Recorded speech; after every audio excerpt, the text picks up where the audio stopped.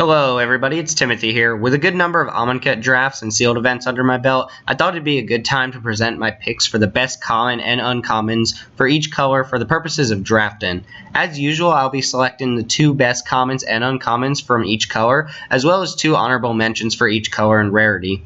As a special note, the only monocolored Aftermath cards in Amonkhet are rares, and I don't discuss gold cards in this video, so do not expect to see any Aftermath cards in this video. To kick things off, let's see what white has to offer us in this format. Coming in as my first honorable mention is Crop Elite, a below-curve flyer that offers an Anthem effect when exerted. Go-wide decks haven't been super abundant when drafting, but Crop Elite has a sweep and pump effect that can push a token-based deck over the top. Not to mention it can peck in for small amounts of damage without exerting until the time is right. Binding Mummy is a staple for any black-white zombie deck. The card stacks well in multiples, fits perfectly on curve, and when followed up by creatures like Cursed Minotaur or Those Who Serve, leads to some highly aggressive starts for the zombie deck. It doesn't take a top spot though, since it loses a good deal of power outside of a dedicated zombie deck. The first best white common is Compulsory Rest, a pacifism variant with the minor downside of letting your opponent sacrifice the target to gain 2 life. While this doesn't match up well against Soul Stinger or Embalmed creatures, it's a nice clean answer to most threats, including some of the huge bombs and flyers that white may have difficulty dealing with. I'm a big fan of Fanbearer as the best white common, which goes to show that even an expensive tapper goes a long way in limited. I won a game against an opponent at 47 life while I was at 1 simply because Fanbearer was able to lock down my opponent's only threat. Take into consideration that Fanbearer has a relevant creature type, and you're looking at an inconspicuously good common. Vizier of Deferment takes the first honorable mention for white uncommons, due mostly to its flexibility as a combat trick or a combo piece. It can be used to kill opposing token creatures, plays well alongside exerted creatures, and in some cases just saves an attacker in combat. The power level is not phenomenal, but Vizier gains points for versatility.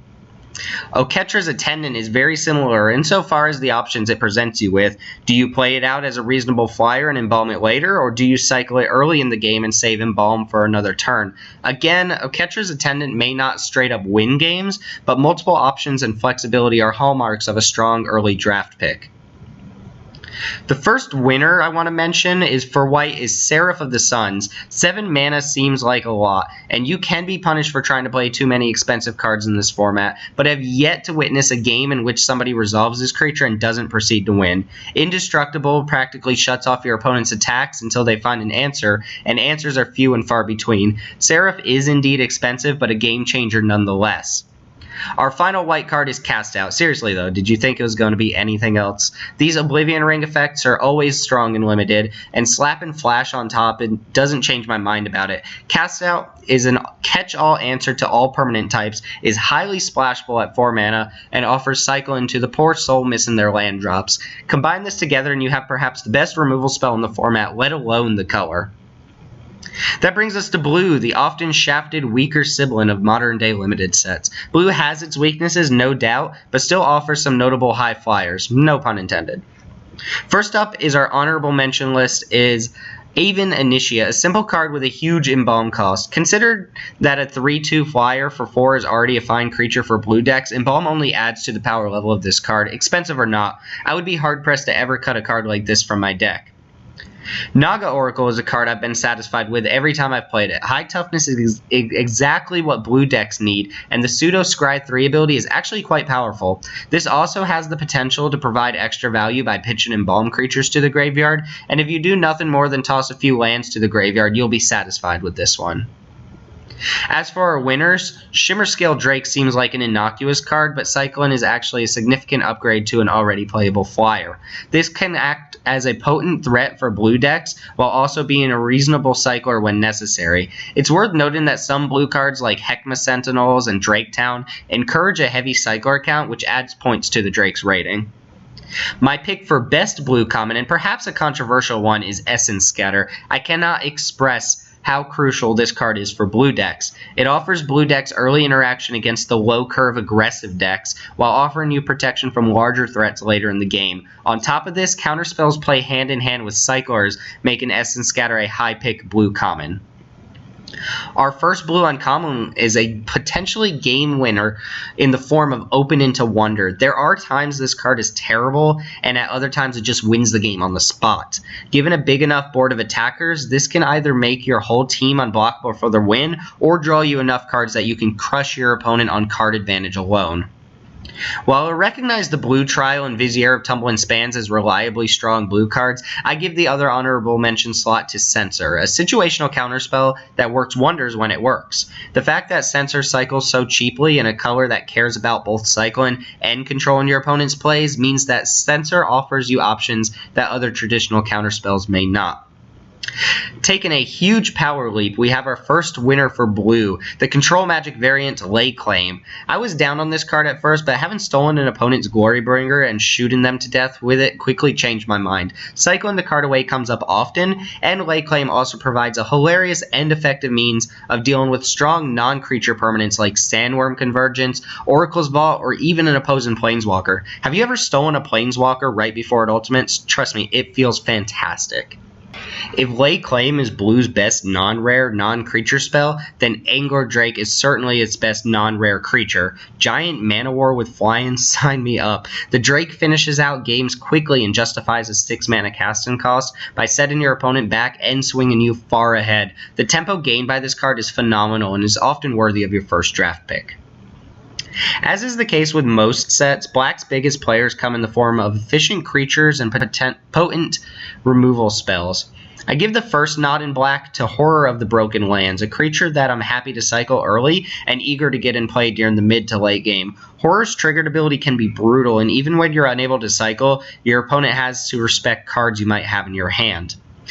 Claiming the second spot on this list is Splendid Agony, a reasonably costed trick that ranges from a combat trick or early removal spell to a gigantic mid-combat blowout. Being able to spread counters out leads to combo potential with Hapatra and Nest of Scarabs, and add in -1/-1 counters instead of a traditional -2/-2 is a notable bump up in power for this type of card.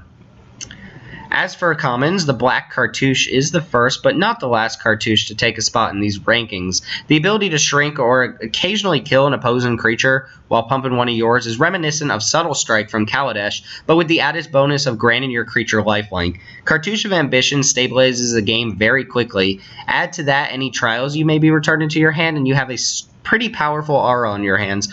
However, no one's arguing that Final Reward is Black's best common. Being a clean removal spell for embalmed creatures as well as one of the few answers to gods and other indestructible menaces solidifies this instant speed removal spell as an early pick and a clear sign from the heavens that you should be drafting Black. Our first Black uncommon is our good friend, the Gravedigger, a tried and true Magic card that's been bumped up in rarity for what I believe is the first time. Gravedigger essentially draws you a card, and usually a good one at that, and adds extra depth to both cycling and zombie-based decks. While it never really comes up in games of Limited, Gravediggers have the ability to loop with one another, which could be relevant if you're packing Bantu in your deck. Stir the Sands has become a personal favorite of mine, and as with the rest of the cycle, its power lies in having two powerful modes, both of which are relevant at different points in the game. Cycling this is never bad and can be used as a pseudo-flash creature in mid-combat, while casting this for 6 floods the board with 6 power and toughness, enough to scrap with most other creatures in the format. If you're playing a Zombies Matter deck, consider this an all-star in your deck. In that same vein, I would be remiss to leave Lord of the Accursed off of my list of strongest Black uncommons. Having your opponent play a turn 2 zombie followed up by this on turn 3 is such a sinking feeling, and once you've reached parity with your opponent, the activated ability gives the entire team of zombies evasion. Couple that with the tribal +1/+1, and you have a bomb uncommon for decks playing even a small number of zombies. As great as that sounds, Bone Picker steals my number 1 spot for Black. Casting this for 4 mana is already a good card, and Death Touch, while kind of strange on an aggressive flyer, can come in clutch against certain giant green creatures. Cast this for 1 mana, which seems to be the case majority of the time, and you've got a hyper-efficient threat that dominates the skies. Red is, in my humble opinion, the best color in Amonkhet, pairing very well with the other colors and boasting some of the most aggressive creatures and efficient removal the set has to offer. My pick for red honorable mention number 1 is Manticore of the Gauntlet, a bulky 5-drop creature that forces you to shrink one of your own creatures in exchange for bolting your opponent. The 3 damage is very relevant considering how much early damage red decks can dish out, and following this up with a fling effect can decimate your opponent's life total earlier than they can react. I know most people will disagree with this card being as low as it is in my rankings, but that doesn't stop me from giving the second honorable mention slot to Magma Spray. Cheap early interaction is essential for red decks, and I'll play as many of these as I can get. It drops off a good deal against certain decks, but its ability to cap most early game creatures as well as cut off embalm creatures from hitting the graveyards certainly affords it a high ranking. As for our winners, Emberhorn Minotaur is just a beating. A potential 5/4 menace attacking on turn 5 is absurd, and playing this alongside any untap effects or haste effects can really punish a slow start from an opponent.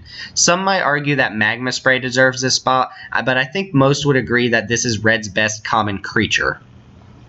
And would anybody be shocked if I said Electrify was the best common for red? A smooth answer for nearly any creature in the format. Electrify is a high-pick red card and a clear signal when drafting. Not to mention many Amonkhet bombs like Curator of Mysteries and Archfiend of Ifnir die to a well-timed Electrify. Red's bar for quality cards at common is already reasonably high, and the same goes for its uncommons. First up is Blood Rage Brawler, an oversized 2-drop that has the drawback of discarding a card. You may not straight up win a game with the Brawler, but the turn 2 4/3 is bound to take your opponent down a notch early enough that it's often worth losing a card to get this down early. On theme with our previous Minotaur is our second honorable mention, On-Crop Crasher, which should say something if a card this strong doesn't make the top cut. A 3/2 haste is already something red decks are interested in playing, but the Goblin Heel Cutter-like ability to lock down a blocker can swing a game heavily in your favor. This is a very powerful exert creature, one that I'd be satisfied to start my drafts off with. Moving to our top spots for red, we have the only trial I've included in this rankings video. Trial of Zeal goes from already great to absurdly powerful if you ever bounce it back with a cartouche. Some people aren't a fan, but I happen to like Cartouche of Zeal, and I'd start slamming playball cartouches in my draft if I knew I had Trial of Zeal waiting in the wings. Last up for red is a card I've been consistently impressed with despite never taking full advantage of its flexibility. I've played with Deemworthy numerous times and have started off at least 3 drafts with it, and I don't think I've ever dealt 7 damage with it. Sure, that's an option that pops every single targetable creature in this format, but nothing feels more sweet than cycling this, sending an opponent's creature to an early afterlife, and replacing it with a new card. Did I mention how easy it is to splash this in a non-red deck? With that, we move to our last color, green, which, as you might have guessed, offers the largest and most synergistic creatures in the format. As my first pick for high-end green creatures, I chose Quarry Hauler, a card I initially thought was an uncommon. The ability to toss extra -1/-1 counters on an opponent's creature and remove counters from your own make it a great follow-up to cards like Splendid Agony or Baleful Vomit. Add to that the interaction between Quarry Hauler and other types of counters such as brick counters, as well as a sizable 4/3 body, and we have a real card on your hands.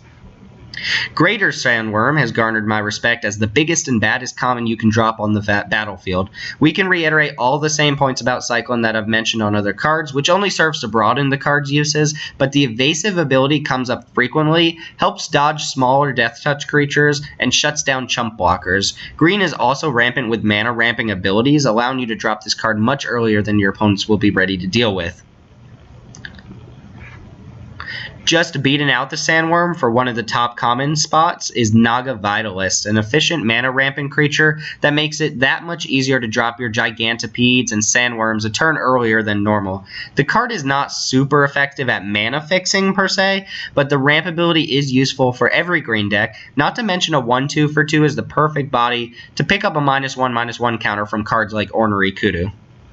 Our top green common is, in my opinion, leaps and bounds better than the rest of the green commons. Cartouche of Strength is a 3-mana fight spell that pumps your target while granting permanent trample to that creature. Enhancing one of your creatures while wiping out one of your opponents is powerful, and green has plenty of large creatures to make this work. Even more exciting is the fact that the fight is a May ability, meaning that if your opponent tries to be tricky in response, you can always decline to fight. Green uncommons in Amonkhet are reasonably strong, and our 2 honorable mention spots go to cards that require a little work to reach full potential. Synchronized Strike boasts an extra 4 damage to any attack, untaps 2 creatures for a surprise block, and sometimes works in tandem with Exert creatures exceptionally well. This is one of the better combat tricks in the set, and is well worth the 3 mana you invest in it. Exemplar of Strength ranges from mediocre when you have to put the counters on itself to incredibly difficult to deal with when played as a follow-up to a 1-drop. Even when this enters with its own counters, it's the type of card to spiral out of control if it goes unanswered, and despite an obvious weakness to bounce spells, the card offers combo potential with other -1 counter-based cards like Soul Stinger or Nest of Scarabs. Still in line with the green -1 counter creatures is our first contender for the best green uncommon, Crocodile of the Cross-End. When this puts a counter on itself and attacks for 4, it's good. Any other time, it's fantastic. And this card puts an extreme amount of pressure on the opponent at the very early stage in the game. With that being said, apparently Crocodiles rule Amonkhet because my top pick for best green uncommon is Scaled Behemoth, sporting my personal favorite keyword, Hexproof. High power, even higher toughness, invulnerability to most removal in Amonkhet, and a perfect body to slap cartouches on without fear all add up to a pretty powerful card, one that dominates the ground and offers few answers. As I mentioned, I won't be looking at gold cards for this review, but there are a few artifacts that deserve mention in this video, albeit very few. As honorable mentions, we have the tag team combination of Oketra's and Ronus's Monuments. The cost reduction ability is a nice bonus, but the cast triggers are why you're interested in these artifacts. Oketra's Monument attaches a 1/1 to every creature you cast, letting you flood the board and provide in perfect sacrifice or -1 counter fodder.